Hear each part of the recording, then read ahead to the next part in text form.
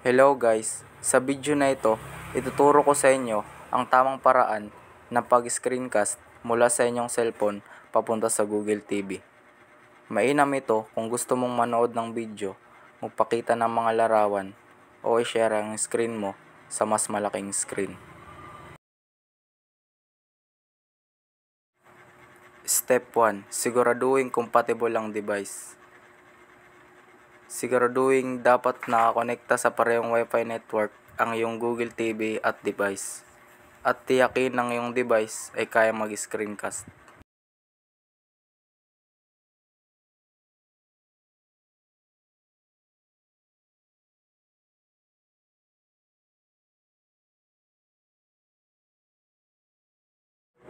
Step 2. Kumonekta sa Wi-Fi.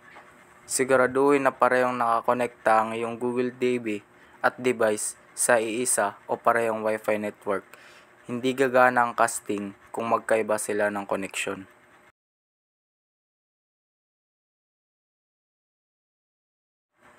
Step 3. Pag-screencast mula sa Android phone. I-swipe pababa ang Quick Settings panel. Hanapin at itap ang cast o screencast. Piliin ang iyong Google TV mula sa listahan ng devices. Kapag matagumpay, lalabas ng screen ng iyong phone sa TV.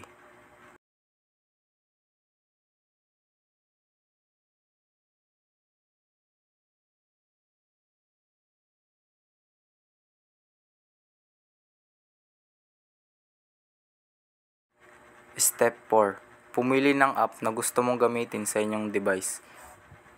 I-click ang app na nais mong gamitin. At ayan, nakakast ka na.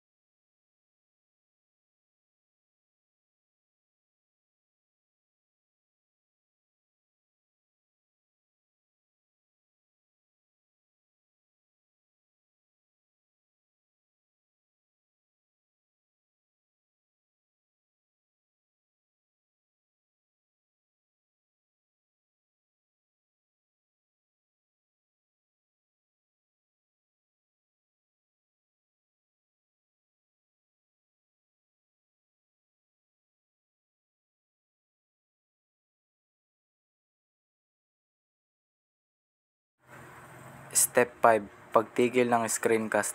Kapag tapos ka na, bumalik sa cast menu at i-click ang stop o casting disconnect.